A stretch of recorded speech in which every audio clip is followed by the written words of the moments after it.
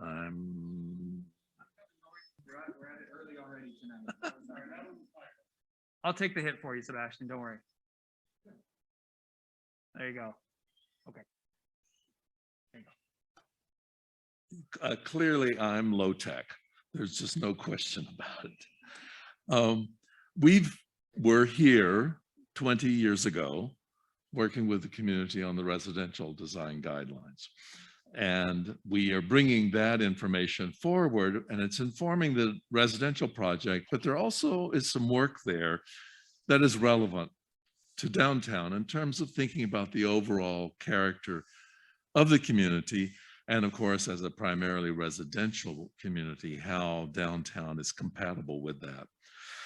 We've worked around the country in a variety of places, many of which are communities that have a very distinctive character that people love and value. And they're struggling to find ways to accommodate change, growth, and development in a way that retains that heritage and that distinctive character. At the top of the list is Carmel. You're off the scale in terms of that. But we have lessons learned from some of those other communities that I think we can share. It doesn't mean that we intend to copy and paste what we've done elsewhere, but there are lessons learned, tools that we've refined that could be relevant here. Brandon's already mentioned the project team, and the staff are playing a key role, particularly the planning staff, in doing a lot of legwork and field research and helping do some technical analysis for us, particularly related to how the code works. We at Winter & Company, and my colleague Julie Husband is in the back over here, are providing overall project direction, and we'll be leading the public workshops, and we will be producing the design guidelines documents themselves.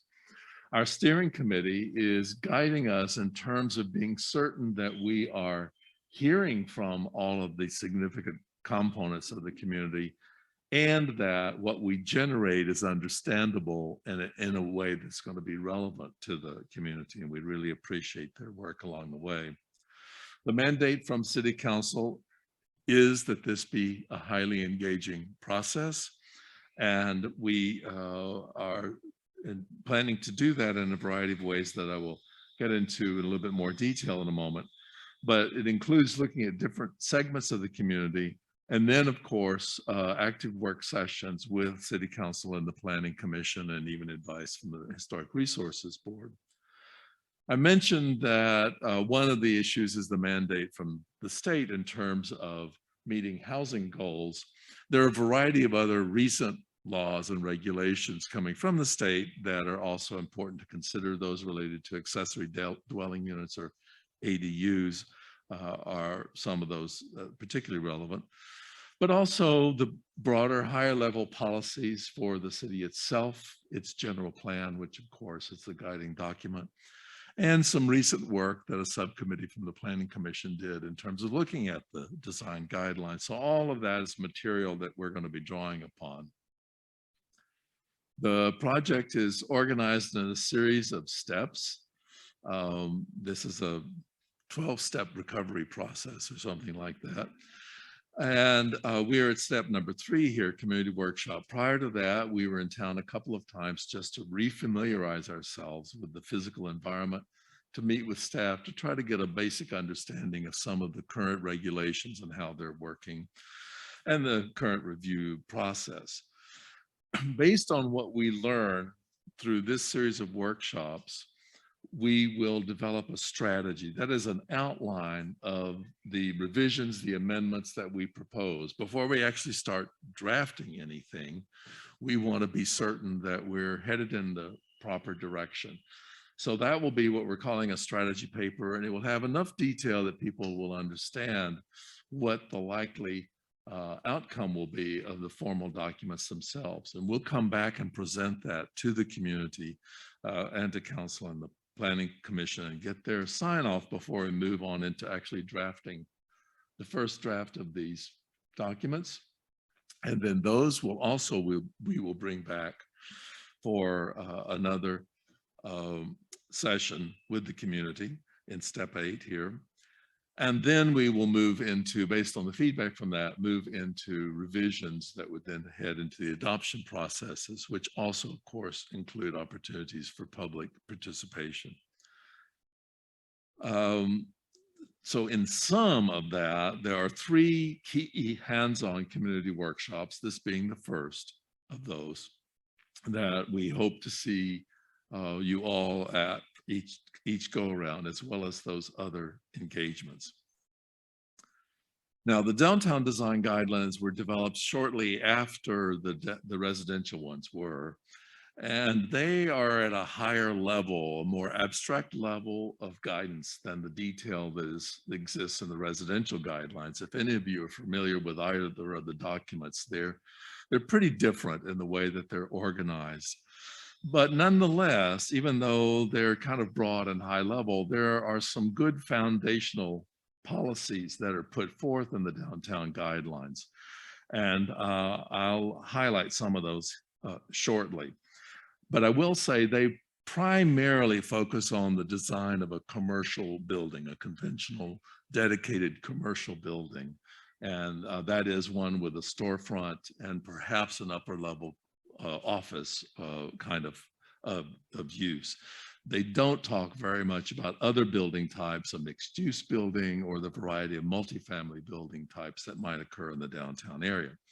What they do address are a series of topics that are important ones to consider when thinking about infill, the height of a building, its overall size, how wide is it, how tall is it, whether or not it has a variation in massing that helps to break up or reduce its perceived scale, or what the character of windows are, their size, their proportions, the ratio of window to solid wall, the way entries are designed or identified, and then the materials for the buildings themselves, and then some site-related guidelines about courtyards and landscaping in general, and then a little bit about lighting, both for buildings and for sites. They do allude to the idea of context, that is being sensitive to the buildings around you and the other features that make up the setting in which your building is to be built, because the idea of compatibility is a key one.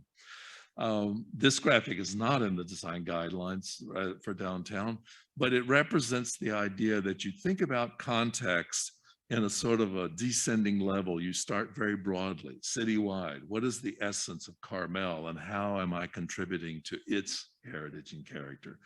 And then coming into the neighborhood, or for downtown, perhaps its own district. And how do I relate to that? But then within that, my block and the buildings that immediately flank me, and then finally my site. Without a design review process, all too often designs happen in the opposite direction. People design their building and then they try to squeeze it in. And so that idea of designing with context is a very important one. So thinking about downtown's character and its context, what are some of its features? Looking at it, the existing guidelines, I've tried to pull out some of the language that's there. One is planting at the street edge, that wherever there isn't a building right at the street edge, there's something green or something decorative in terms of paving and patios and open space that's happening. We don't just have leftover lawn any place in the downtown. Pedestrian interest is a theme that's very strong in the guidelines, and it alludes to fine-grained kinds of detail, whether it's planters, street furniture, other kinds of things that add visual interest and a sense of scale and walkability to the downtown area. Another important characteristic, and it's not very clearly defined in the guidelines right now, is the sense of a one-story scale, which occurs even with buildings that are more than one story. And part of that is there often is something that demarcates the first floor, whether it's a molding or a cornice or a change in materials or a step back in a wall plane. Something is defining that one-story scale along the street.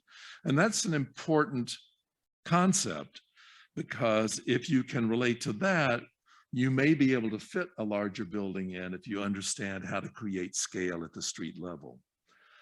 And sometimes it's not a lockjaw rigid line, it's a range, but a narrow range where you will see these horizontal elements. They might be balconies, they might be awnings, they might be just the differentiation between very transparent storefront levels and a more solid upper floor. But almost everywhere downtown, there's that sense of alignment of horizontal features that define the first floor. There also sometimes is variation in massing that occurs that may contribute to that one-story sense of scale. And there's a variety of other massing techniques that are used to, in some ways, reduce overall perceived building size. There also is a range of materials, not an unlimited range, but there is a range within which there is a great deal of variety. Masonry of stone and brick and stucco are examples, and different uses of wood are other examples. And then added to that, of course, are metal and glass, more often as the secondary material than a primary material. And of course, particularly for the commercial core, storefronts are defining features, not blank walls. And they come in a variety of forms and types. Some have multiple panes dividing them. Some are larger surfaces of glass, but not again, not a glass element that rises 2 floors generally. They are at a single floor level, even if they're large panes. Upper story windows typically are smaller, set within a solid surface. Not always, but that is a traditional treatment of windows. But again, they may be ganged to create a larger window area. So it's not all just vertical windows spaced down the street. And then, of course, there are courtyards. Many of them have a narrow throat leading into a space behind them. But there are ones that are broader, but they're typically then not real deep. So there is a proportional relationship of open space that is an accent to the building wall, as opposed to a predominant space along the street edge. And then, of course, there are the paseos, the passageways, the walkways, the mid-block walks that are so unique, so wonderful, and so special. And they add to this sense of discovery that is so much a part of downtown.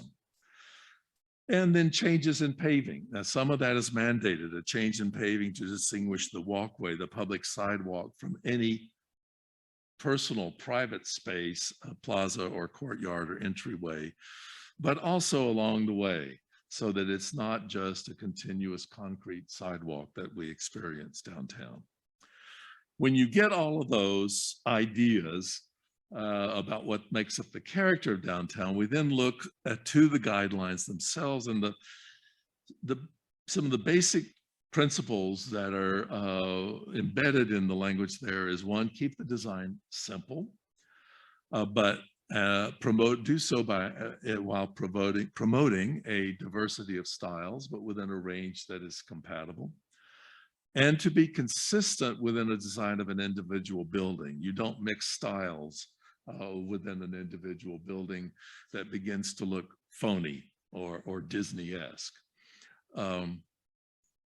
So what are some of the basic design elements that might be considered when we think about compatibility for new buildings and additions? One concept in the guidelines is to complement what they call the rhythms of the immediate vicinity. And by the rhythms, they mean the typical widths of storefronts and buildings that reflect the traditional lot widths, and those vary within a narrow range. And so even a larger building fits in better when it's reflecting those individual lot widths along the way. Certainly being compatible in height and number of stories are some concept in the guidelines. The width of those storefronts, the form, eave heights, and even the size and windows of doors. So we'll be looking at some of those along the way here. So just to sort of refresh your memory, these are some variation in building form that exists in some of the multifamily and mixed-use buildings in the fringes of downtown. Another guideline is that new buildings should achieve compatibility without imitating historic styles. And we already know there is a diversity of styles, but again, within a range that is compatible. That guidance to provide interest at the pedestrian level, which often is interpreted as providing finer grain detail, a sense of craftsmanship, whether it's in the basic materials themselves or in ornament and detail or other features, bay windows, for example, here. It does say that variations are appropriate in terms of the way in which display windows are designed and the overall building form, as well as materials and colors. And it uses the word articulation to articulate facades to reflect the rhythm of typical storefronts. And again, that's that idea of providing some variation in the way you look at a larger building as being divided into smaller modules that are more in fitting with the scale of the downtown. And I'll show you some examples from elsewhere here in a minute. And the converse of that is then to avoid long blank walls. And to avoid something that is overly busy. While there is detail of buildings, there's not a lot of fussiness to them. And finding that balance is a real challenge, but that is a character of downtown. And also the guidelines encourage richly detailed materials, including wood, tile, brick, and stone. And finally talks about color, and that muted colors are those that are most appropriate. And it does touch on lighting, certainly to minimize lighting, but to keep it at a level necessary for public safety, but to screen them and to be discreet. Now, the idea of all this is there are a variety of variables that I've introduced here. I'm teaching you all to be urban designers tonight, but variation in materials, form, treatment of the street level, maintaining a one-story scale, a lot of things. If we think about some of the basic ones, the form of the buildings, the size, the height, the materials and the openings, that ratio of solid to void, of window to wall, and color. If everything is exactly similar to many of the traditional buildings, we probably are going to be compatible, but we may not be diverse in the level of diversity that is a part of downtown. On the other hand, if I bring in something from Chicago that is glittery and glass and a geodesic dome or something or other, I'm off the scale of compatibility here. The secret for diversity that is compatible is to find a balancing of some of those variables in some way, so that if I'm smaller in size, maybe I can be a little bit more different in the materials or vice versa. And that is the art of good infill design and of the design review processes of helping to promote that.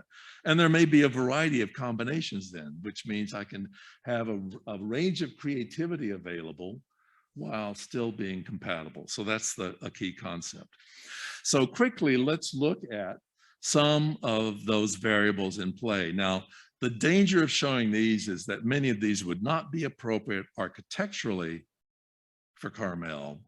But if you look at them from an urban design standpoint, and what I want you to look at here is the massing. These are 3 examples of variation in wall planes that are reflecting traditional lot widths. Each of these buildings are 2 lots wide, but they're expressing those by varying wall planes. That's one technique.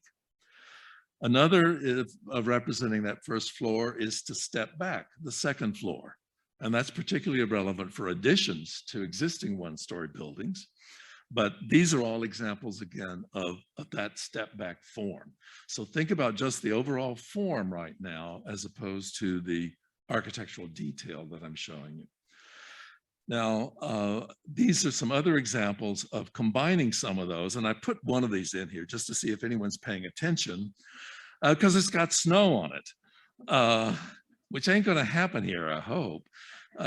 But it's an interesting building in the variation of this one building, 3 modules, some slightly wider than others, not lockjaw rigid, a portion stepped back, some 2-story elements coming to the street, a variation in massing that reflects some of those ideas here.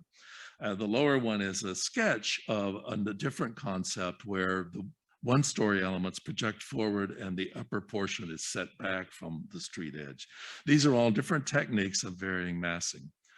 Others are examples of detailing that can provide a visual interest in a variety of ways, or in terms of a variety of materials that might also provide interest, but also help to distinguish first floors from lower floors, or to accentuate those different modules that reflect traditional lot widths.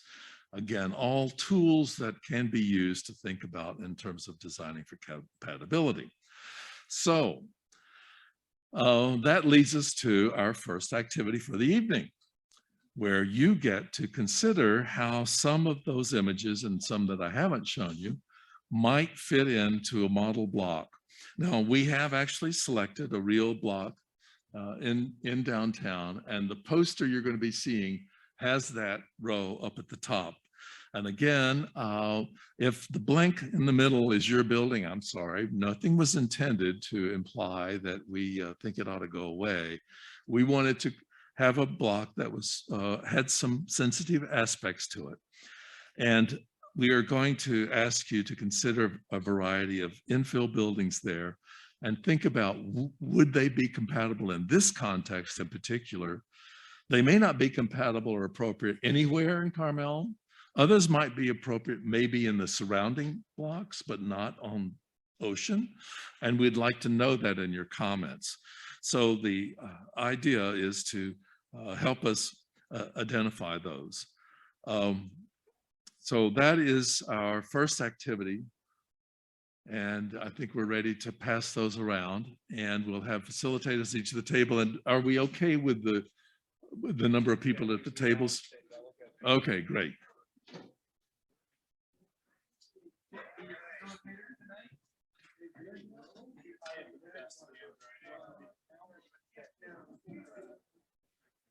Just mess with something real quick. I'm not going to break anything this time. I'm the one that seemed to break everything.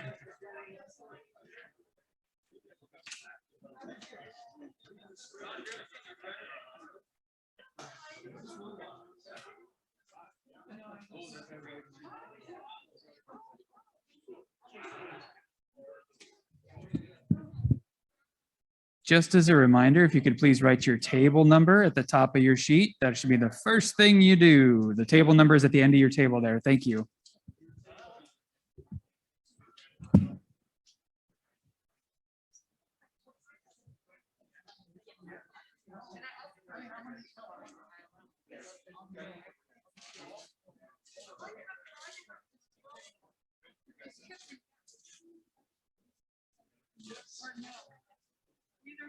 I got it. Well, we got, yeah, but we got.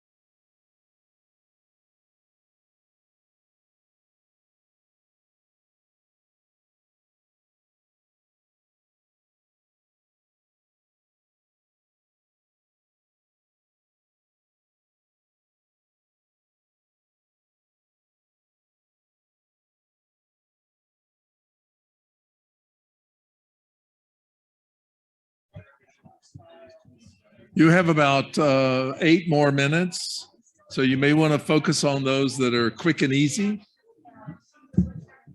Yeah, you could see me struggling with what I was doing. Okay. Right here at the top. Just Yeah. come down.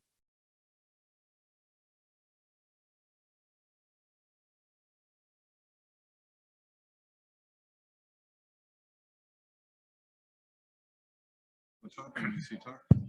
Okay, great.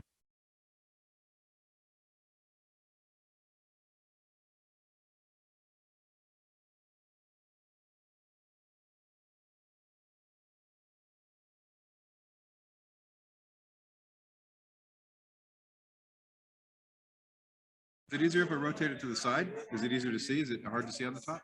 It's all right. I got it.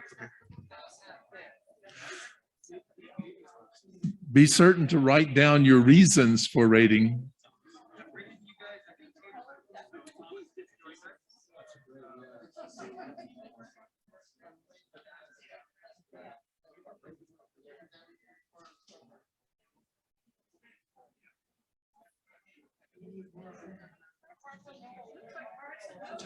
And remember, you have your personal comment sheet.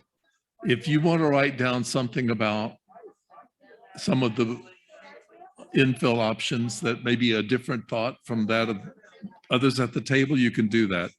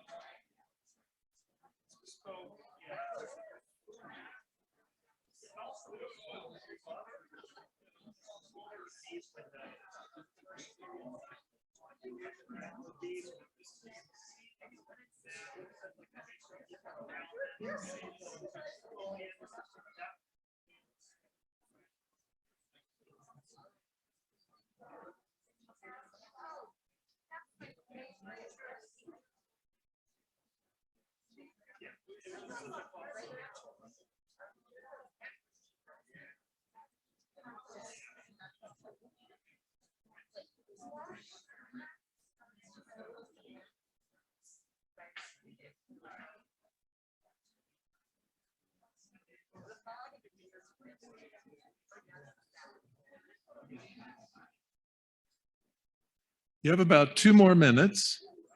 So get those down that you can agree on. And then we'll want to hear from 2 or 3 tables, a quick summary of what you found.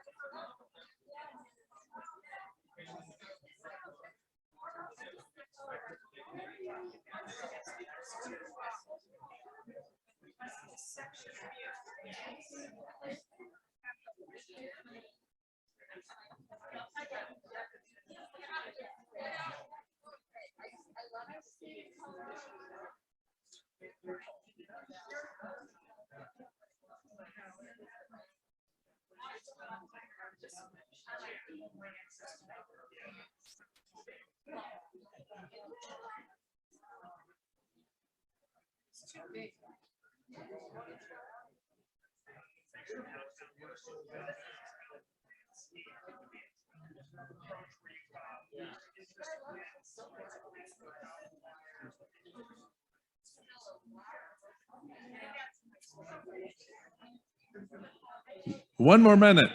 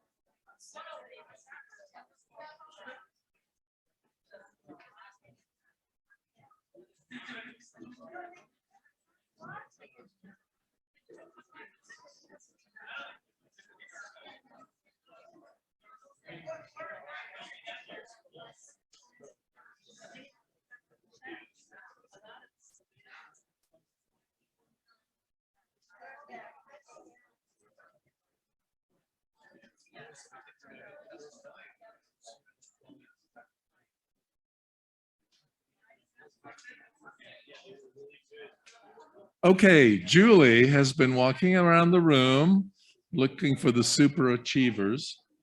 And table 9 is a lucky winner. So If we can have you stand and report. Brandon, we need a mic for this table, please.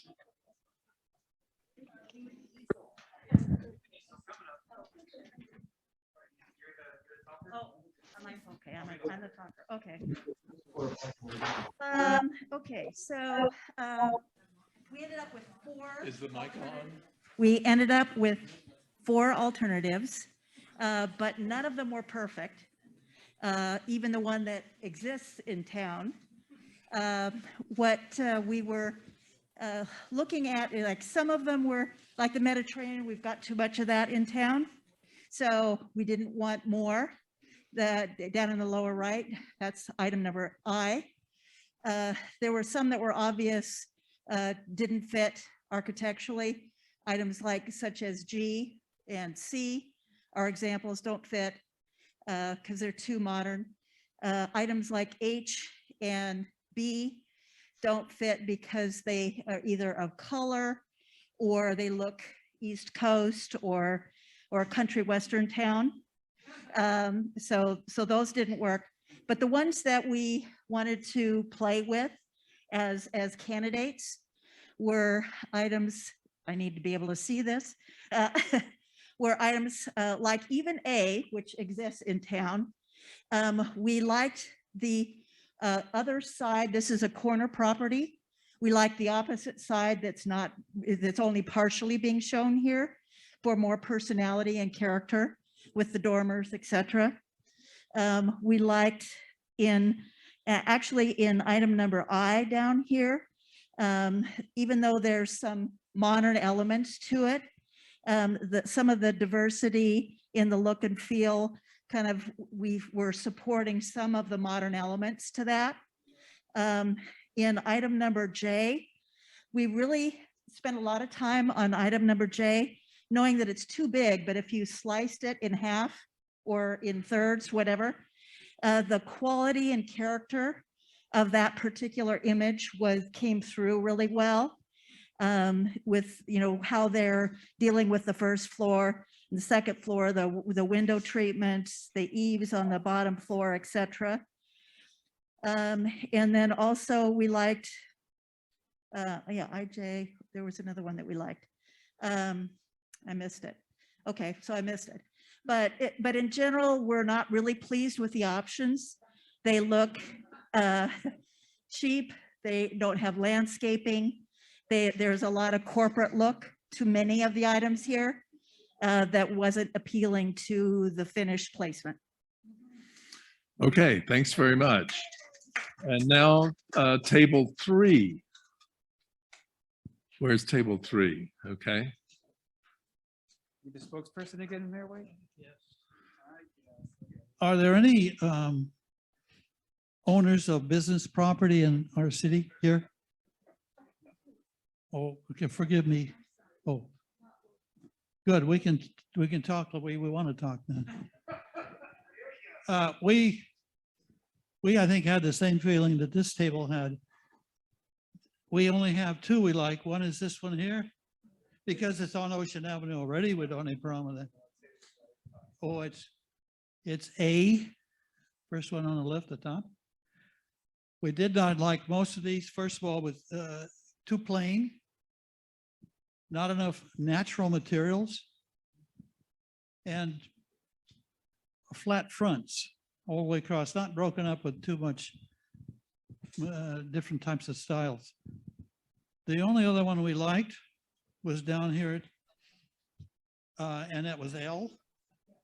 So we only had 2 that we thought we could fit those into our commercial district. The rest of these stunk. Which one?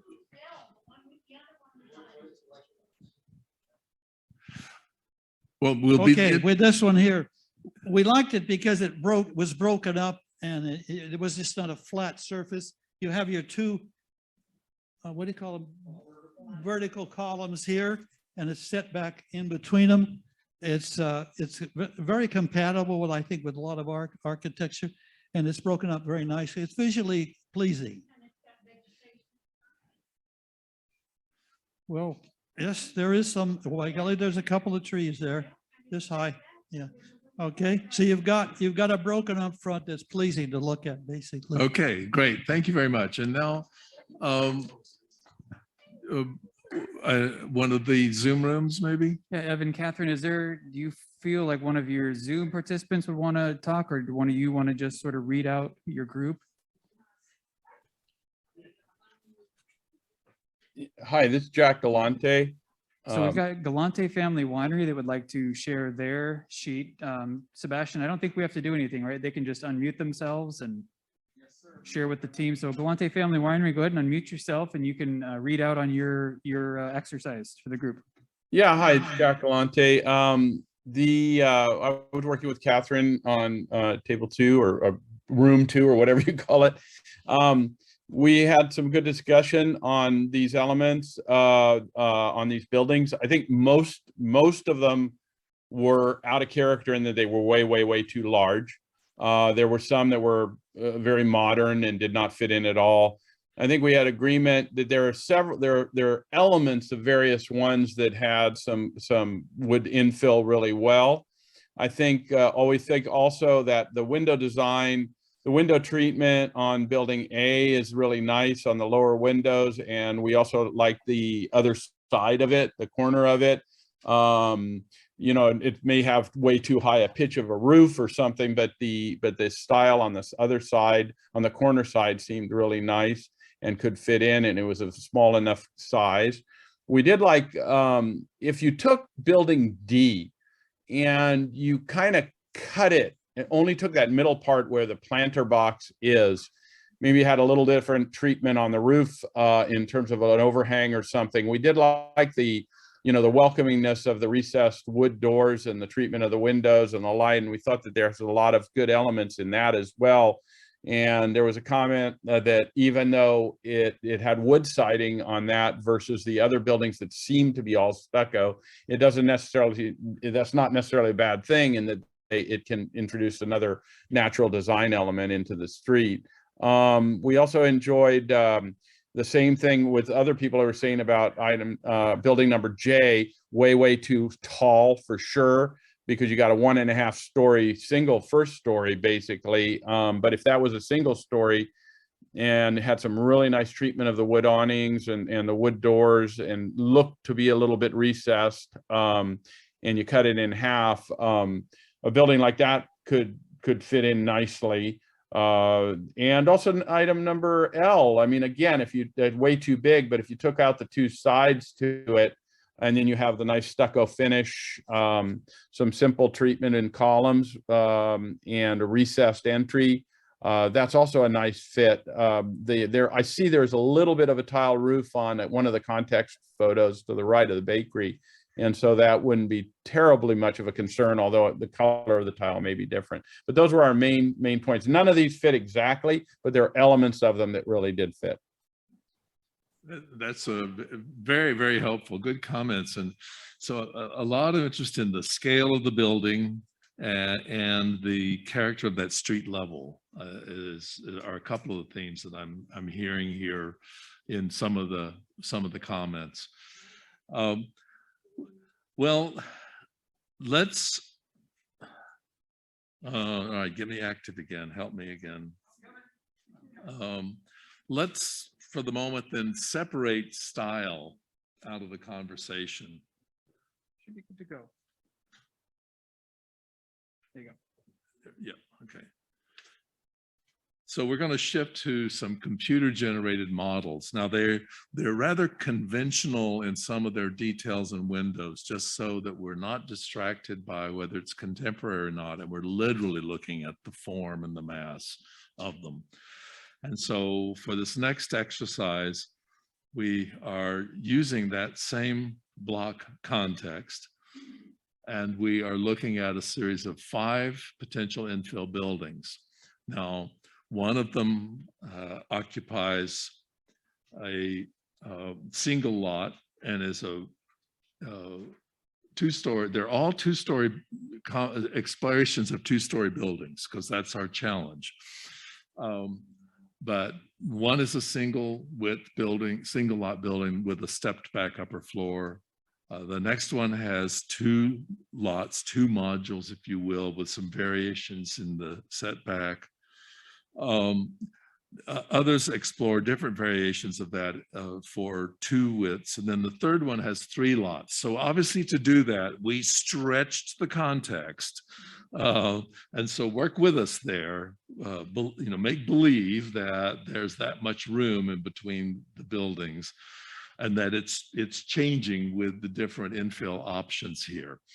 But we want you to just look at, would that form be compatible with the character of the street?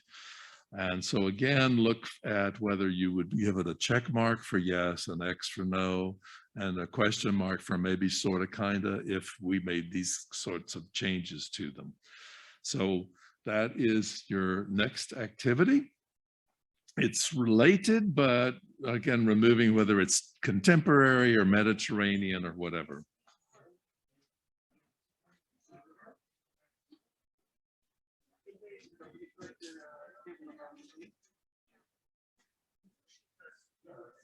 Be certain to write down your table number.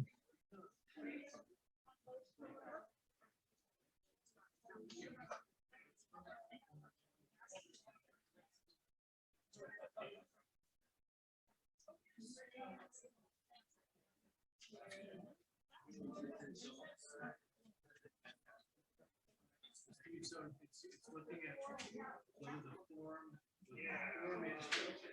is appropriate.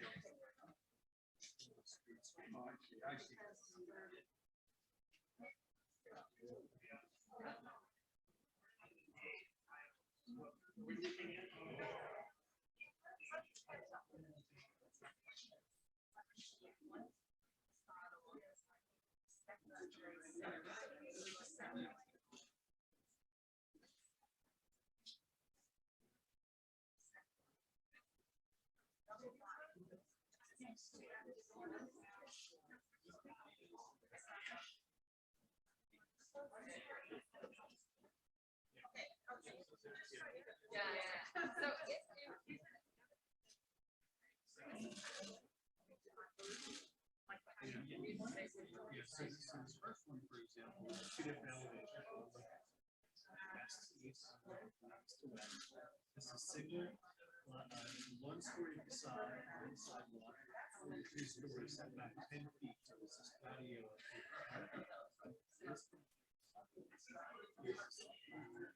Two-story modular.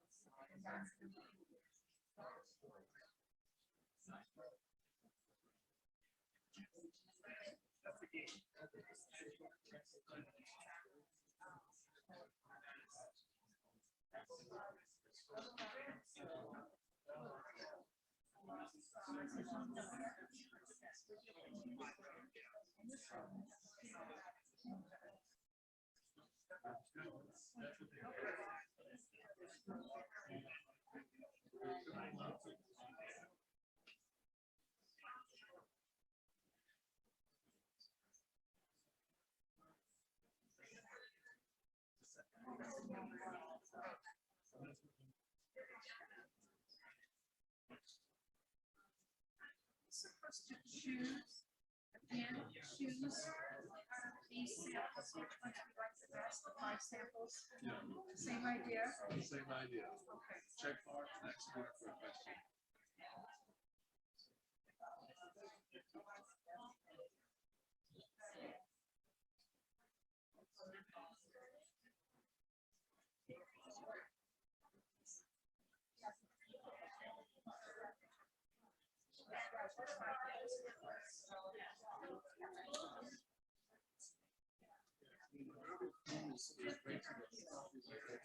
But some sense of entry.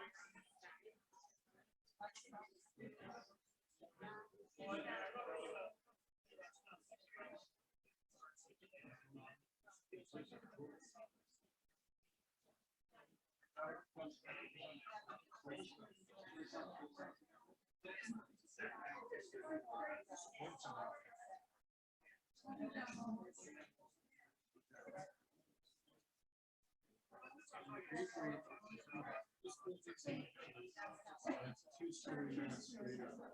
Small recessed entry with 200 acres.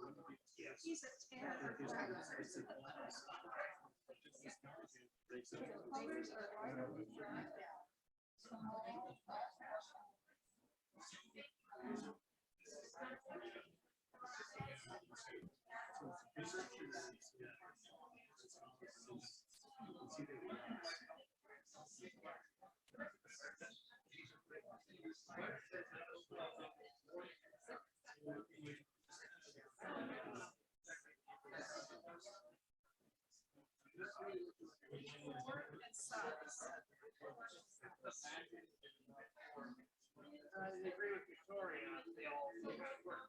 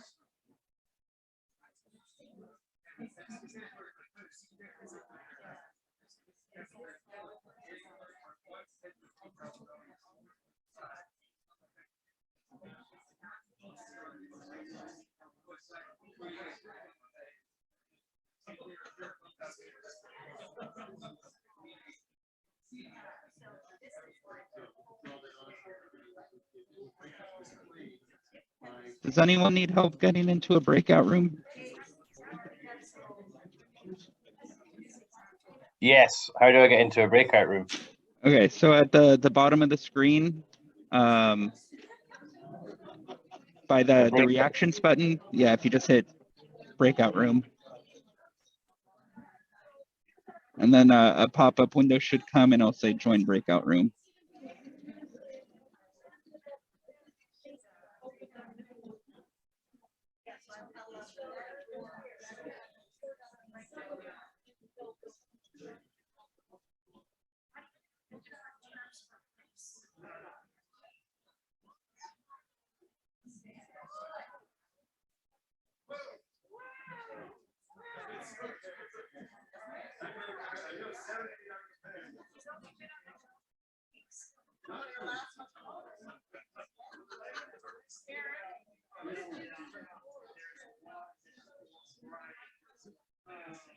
So I think the question really is, if you told somebody that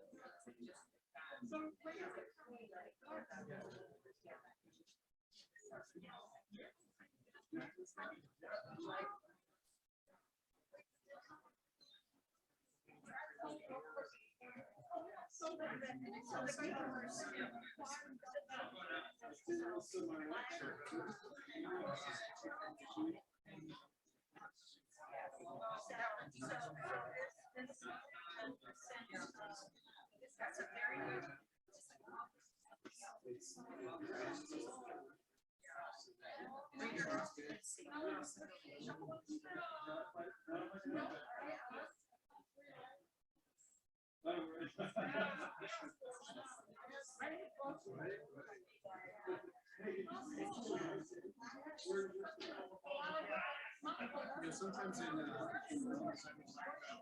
contributing.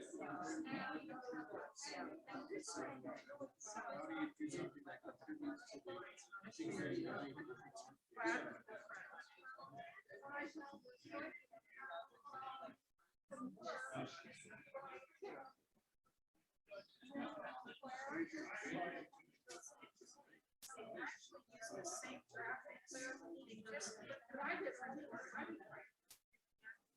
I think the biggest concern was with the residential.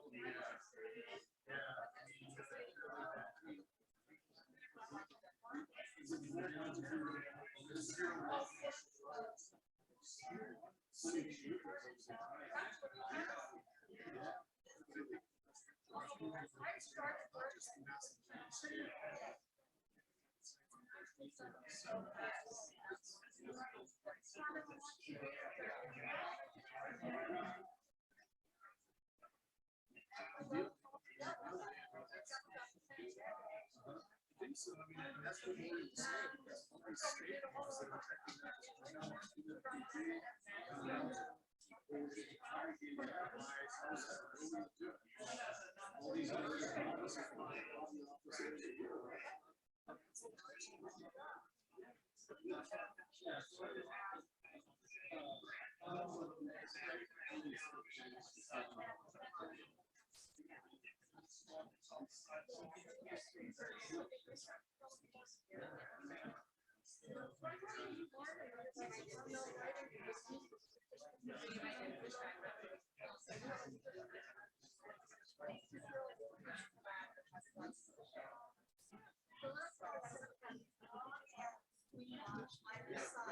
maybe the 10% tax is too high. Maybe you can do it. I have 10 seconds to raise.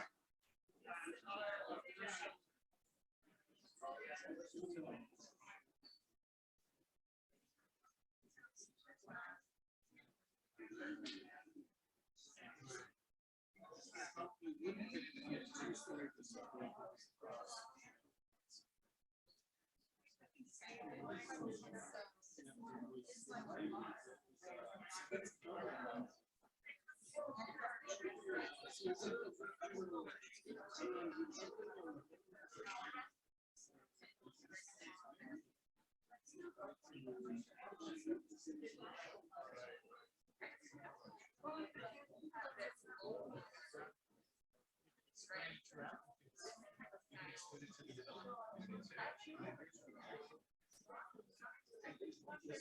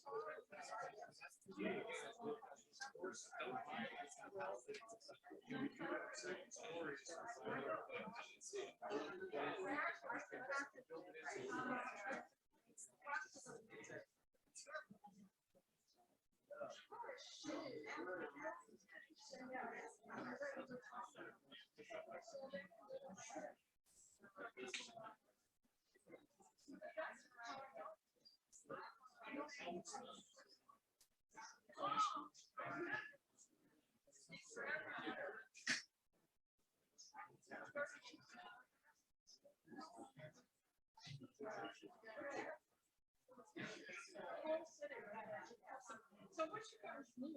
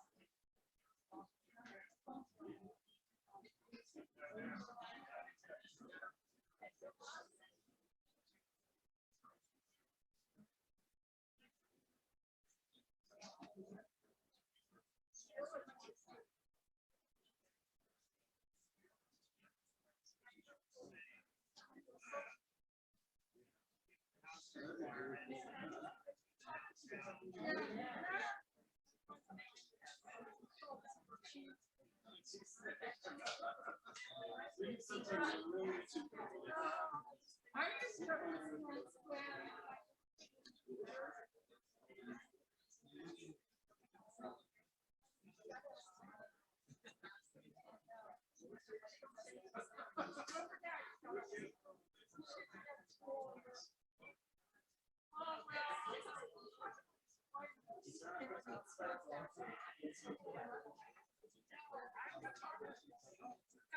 congratulations.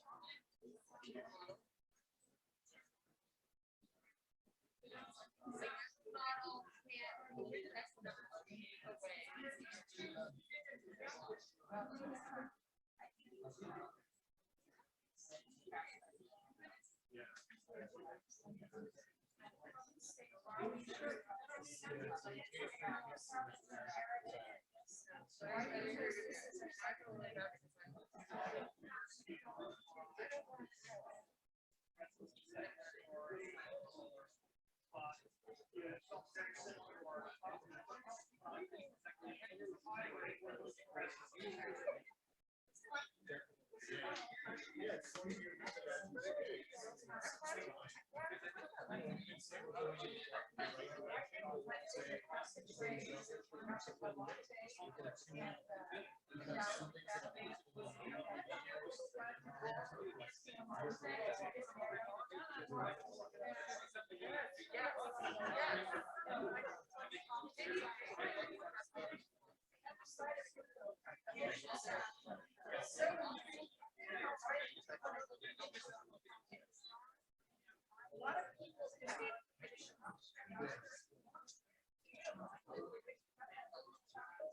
Okay, we need sorry, I should have given you a warning here. I got distracted, but we have just about 2 more minutes here before we need to have some reporting. So please try to wrap up your comments.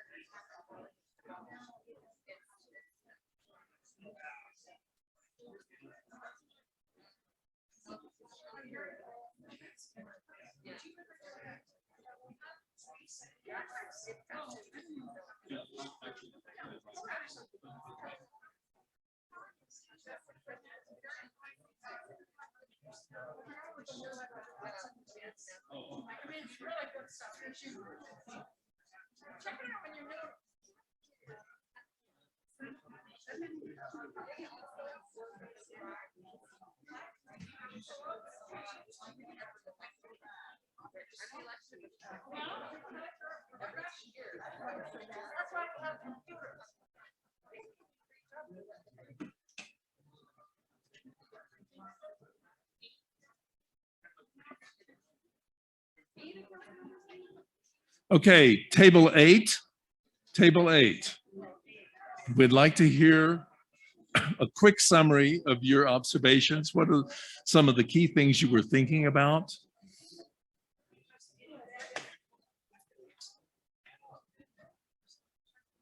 All right, we're going to come over here to table 8. Cindy, are you going to be the presenter again, or are you going to delegate to someone else? You got it. Okay, I'll hold for you. You take the microphone. Okay, thanks. Okay. On this first one, we decided that the scale and the design were okay. There was a variation in the structures and a nice second story setback. Oh, excuse me, infill 3. Infill 4, oh, I didn't start in the beginning. Infill 4, too many horizontal roof lines in a row, and it makes for a bulky look. If that were broken up perhaps with some other kind of roof line, it would help. So let's see, so that was 4. This is 5. The 3 lots are broken up with separate rhythms, but consistent with the buildings on the block. There's a nice setback on the second story, and there is a variety of roof lines, which we felt was consistent with the block. Okay, and then infill number 1. The scale fits the block, as does the size. And so we support second story design. And then in 2, the 2 buildings of similar design and bulk, which are these 2, they're next to each other, and so it creates a bigger bulk. If they flipped this building with this one, so the roof lines then would drop down, and this one would be closer to the peak roof, it would give more interest and break up that, horizontal bulky look. So you guys were pro 5, Cindy, What? right? Number 5 was your favorite. Oh, so 5, right? We didn't rank them. Just whether they fit or not, but your comments sound like they'll be very helpful in terms of our understanding how something fits, the relationship to the adjacent buildings, the scale of the street. Those are all very, very useful comments. And Julie, what was the other one? 11? Julie? 11. Okay. All right. Who is the brave soul here at table 11? All right, here you go. Okay, I think we agreed with the former, Number 1. with the former speakers. We Hold up liked- the mic, please. Oh, sorry, can you hear me? Yes. Okay, we liked number 1 because the setback or step back, as I now learned, of the second story makes the building look smaller. The windows were different from each other, or there was a variety of windows, I guess. Hold the mic up. Sorry, we went, limited use of the roof deck was the only issue that we had, and such as umbrellas and structures and so on. And there was a similar horizontal line in all of the buildings at the roof level of the first floor. And we also liked number 5 because it seemed that there were a variety of styles without it being too busy, and it was consistent with the context of the street. The others we didn't like for various reasons, which included that the non-step back of the second story made the buildings often look larger than they might otherwise appear. And sorry, there was one other thing. Yeah, and on the number 3, we didn't like the hip roof on the left. Otherwise, it might be a better option. So. Okay, so building form is influencing some of your thoughts. How about a Zoom room? What do we think? Do we have someone on Zoom that wants to present? Who do we have? Happy to present if anybody wants. Chris who? Chris Mitchell? Okay, we have Chris Mitchell on the Zoom. If you want to go ahead and unmute yourself, then the room can hear you, Chris. Hello, can you hear me? We got you. Perfect. So the first one we quite liked. We liked the fact that the setback of 10 feet was fine. You couldn't see it from the street. What we also discussed that for this micro location, there's a lot of trees on both the sidewalk on this side, the other side, and then you've got the island planter in the middle that also has trees. So you can't see it from street level. You wouldn't be able to see it from the street level on the other side. So on a micro level, what's upstairs is of less concern than if it was somewhere else where it's really easy to see the upper levels. So that was number 1. Number 2, similar to some of the previous comments, we quite like it. We're okay with the 2-story one because it's very similar to the one directly next door, but it does create, a mass there which could be avoided if they flip them, as they said. So that was our basic thought of that. We felt that a 20-foot setback wasn't necessary. 10 feet's fine, and it gives you more usable space upstairs. And go back to again that it was it's not as visible anyway. The third one, we liked the ground floor retail spaces. We thought fitted in well. They were different, but similar. Fine with the building on the right. The one on the left, we did talk about the hip roof, I think is the correct way to say it. 2 of us were fine with it. 1 of us wasn't so sure. But again, we talked about you wouldn't be able to see it. So how relevant is it to be so concerned about it? The 4th and 5th ones we went through very quickly. The 4th one we thought was a bit boxy. So weren't really a big fan of it, but we're fine with the massing. Just thought that the boxing wasn't great. We also thought that if you're going to have a setback on the ground floor, maybe it could be redone so you had more of a sidewalk, was what we discussed. And then the 5th one, we quite liked. We thought it worked really well and fitted quite well. But again, we didn't really discuss it in detail. Okay, great. Thank you very much. So Pleasure. consideration of proximity of form to the adjacent context, which is important. And The street level and the landscape comments are also interesting to hear about as well. Okay, let's see, am I back live here? Yes. So lastly is designing a multifamily building, and think, if you're questioning some of these infill options, it is a challenge, of course, to find things to test here. Let's just think about some of the multifamily building forms and types that might exist or occur in the zoning districts that frame the commercial core. One building form is the duplex or the triplex. One or two or three, I mean, not one, 2 or 3 units attached with their own individual entrances onto the street, often with some form of a setback with landscaping in front. That's one building type. And it can occur in a variety of styles and forms, but that's one type. And a couple more examples of those. The other is the row house form, and that is more units, usually at least 4 in a row. Again, often though typically with individual entrances, and it's a 2-story house, each attached to another. It might be articulated or expressed in a way to create a rhythm along the street of individual units in one way or another. And again, they can occur in a mix of styles. Some more conventional, some with gable or sloping roofs, and others with flat roofs are all variations on the row house in one form or another. And some of these begin to approach the idea of an apartment, small apartment kind of building. But just some other examples, both in terms of computer imagery and architecture for the type of that building type. And then there is the mixed use type, which is one in which there is commercial below and housing above. And that can, of course, occur in several of these kinds of districts as well. And some of these will be similar to some of the examples you looked at earlier, but now we're thinking about them in terms of particularly for their residential function. So the last activity is similar to the others.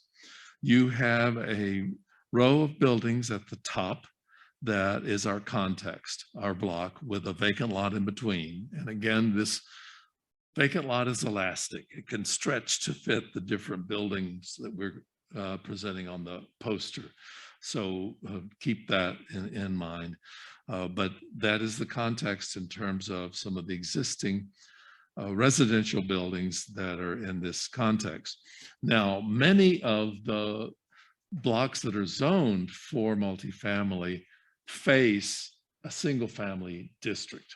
And so we have the opposite block shown here to consider as well. That is what is across the street. And in this case, it is a single family residential block. So that is also presented on this poster. You'll see it at the bottom of the poster. So the top row is the existing context. The bottom row is the facing block. In between are your infill options. So it's the same drill.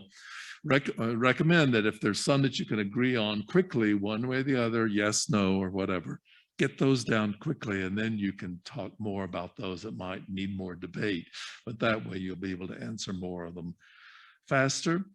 And you will be looking at, all of them are limited to 2 stories. So that height is pretty much a constant, but the way in which the massing is addressed and the character of the street and the entrances are all things that you might want to be looking at. So start your engines.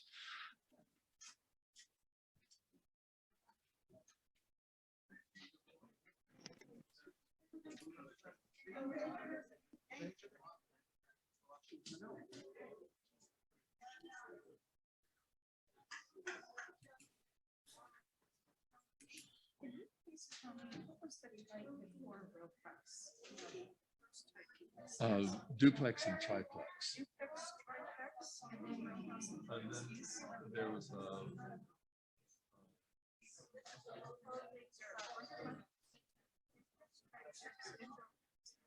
That's it. That's it.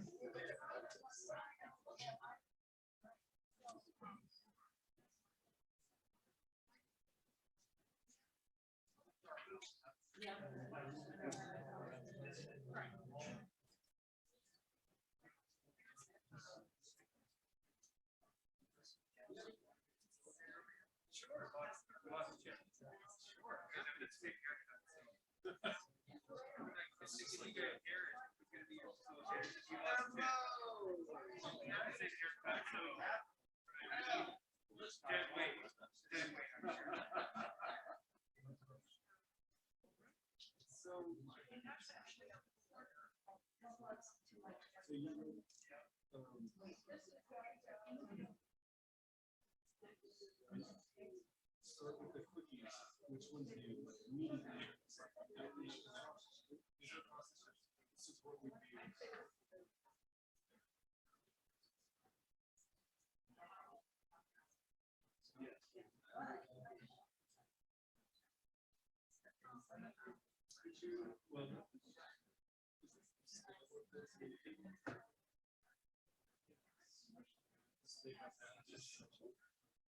Yes.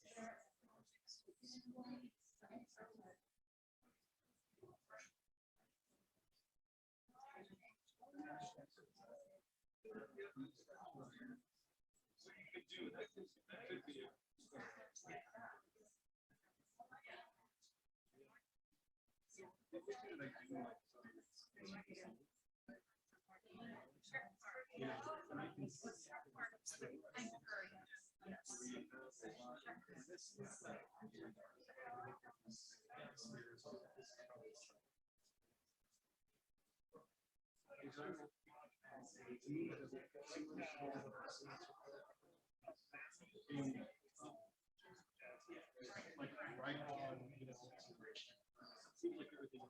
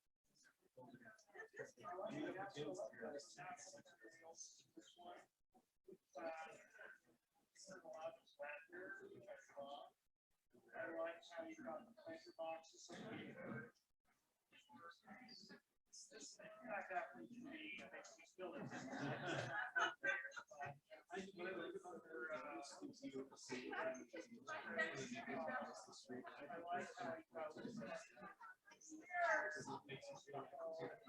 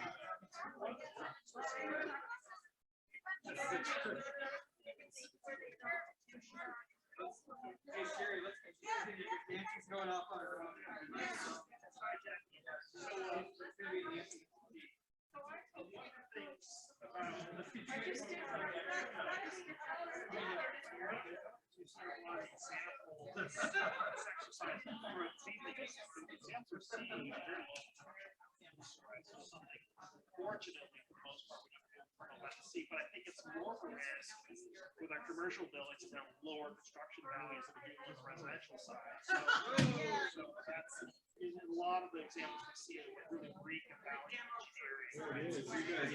Small articulations, setbacks, stuff that, they're already at all. Yeah, exactly. Right. Yeah, final size, yeah.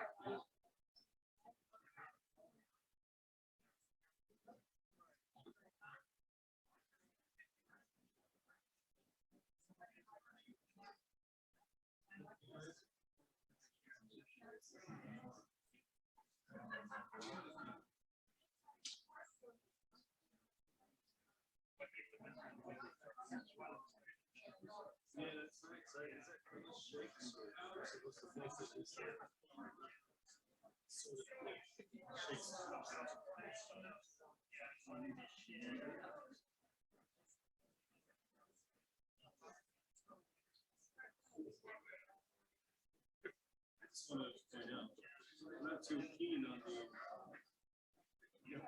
So far, we have one question mark and one check yes. Oh, no. Yeah, it's just a big exhibition.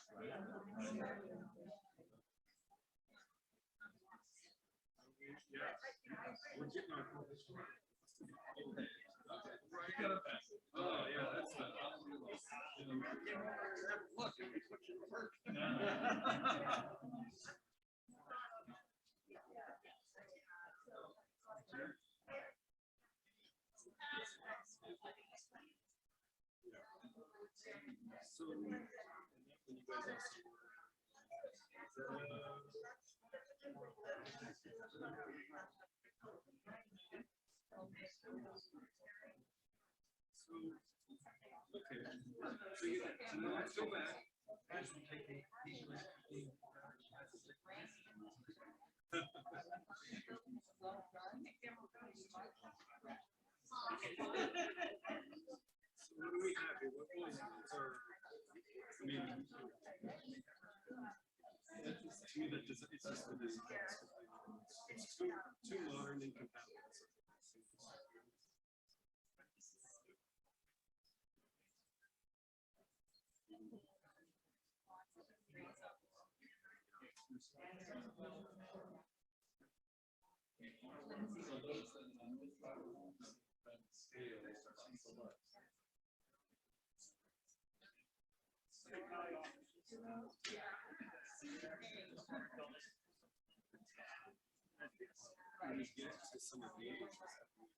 There's a Ritz.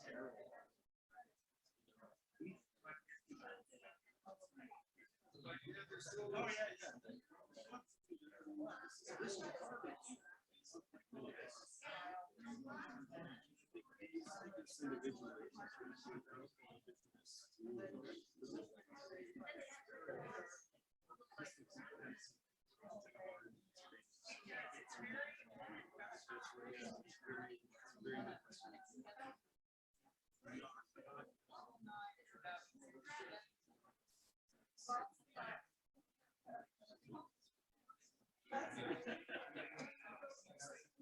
looks like, you have a big building, and then they just carve it out. It looks like beaches were an afterthought.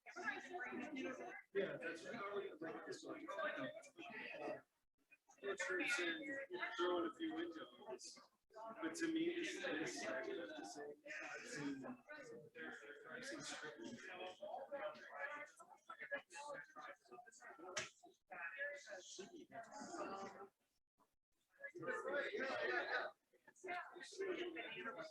Right. That's a little here. You're writing it.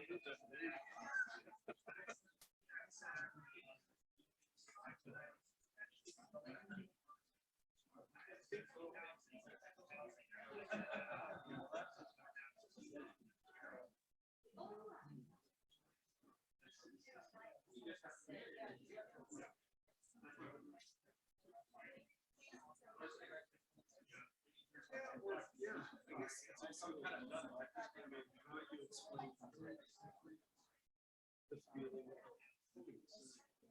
mean, this one maybe not so much.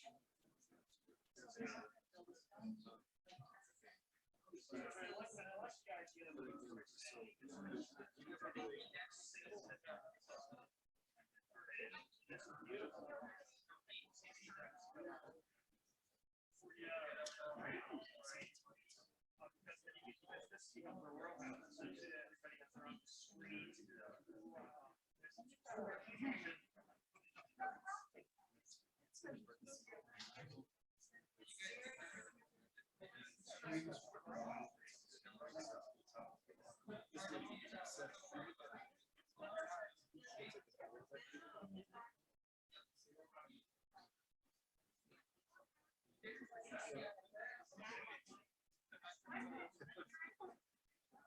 Well, maybe that's like Blaine's too well.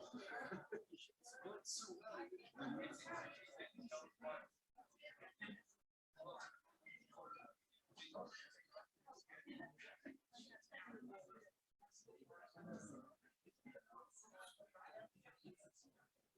and this was the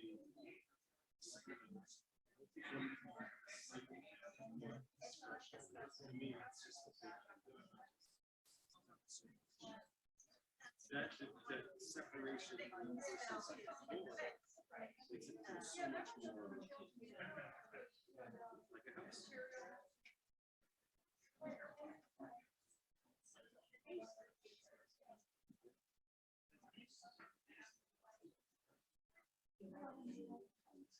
Okay, about another 8 minutes.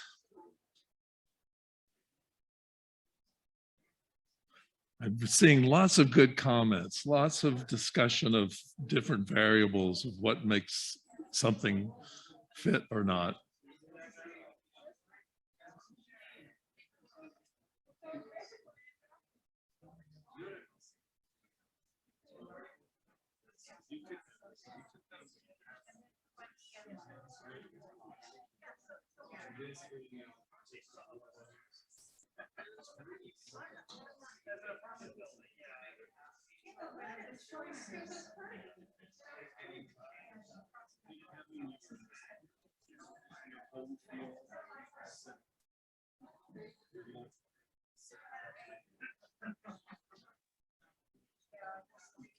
Some separation.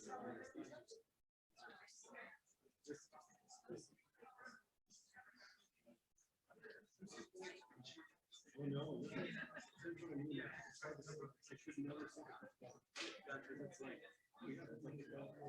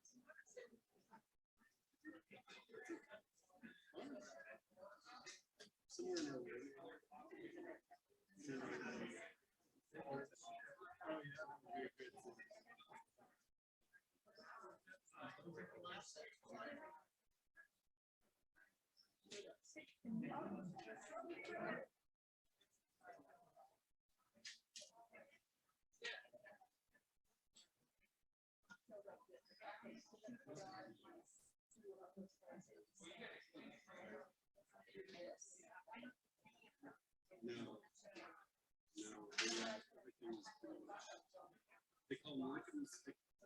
They're just, yeah, there you go.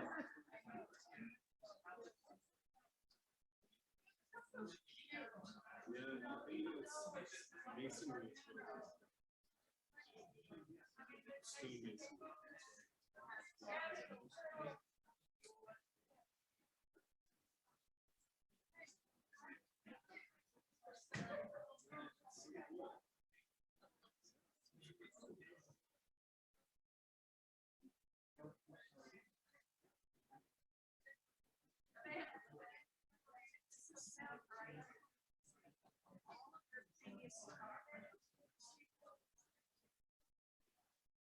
Stone masonry.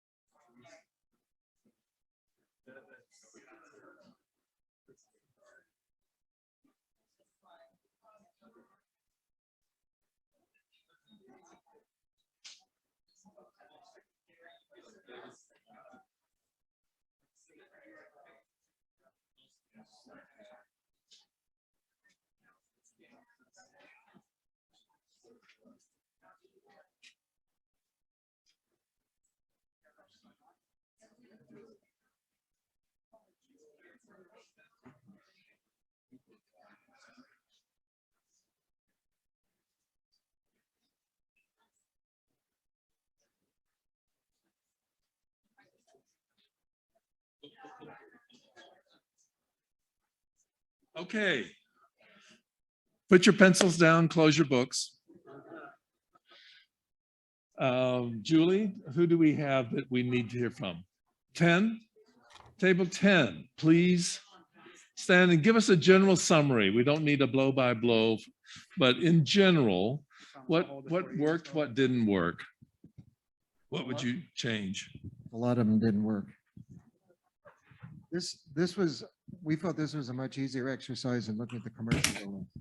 Because what we saw here is particularly looking at what's across the street, which is a single family residential character.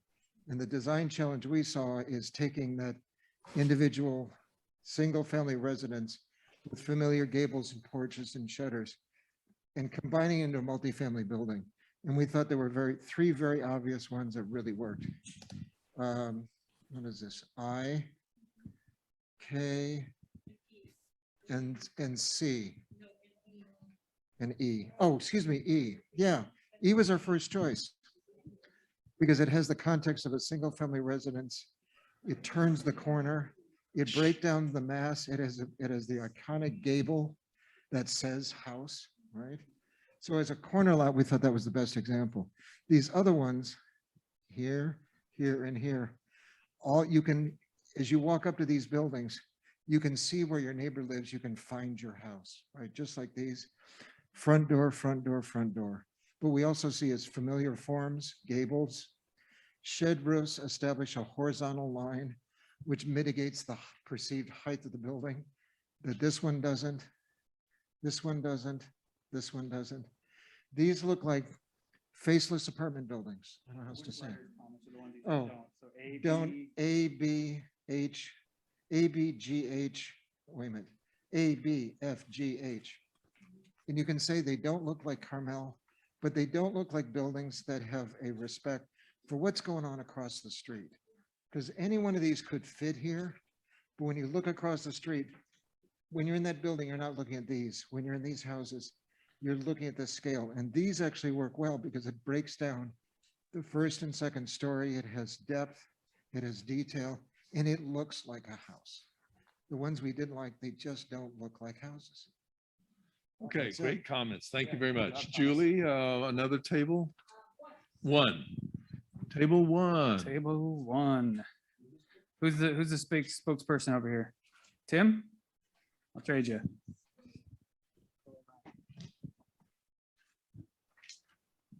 Okay, so we selected E. This is Mission Street, by the way. Pretty much for a lot of the same comments that were made previously here. It's a good fit. It's craftsmanship type of look, and it fits in really nice. The only other one that basically the others just looked too massive. industrial look, style's not compatible. There was one here on H that we felt could fit if the blocks were eliminated, but pretty much not a lot of character, just row house Victorian on C. B, no character, repetitive elements. And I, too many windows, large mass. J, too massive. And K, we had a question mark on that. There's scale issues with it, but if it was broken up, break up the horizontal elements, maybe that could be something that could fit, but overwhelmingly E. Okay, great. And what about a Zoom room on this one?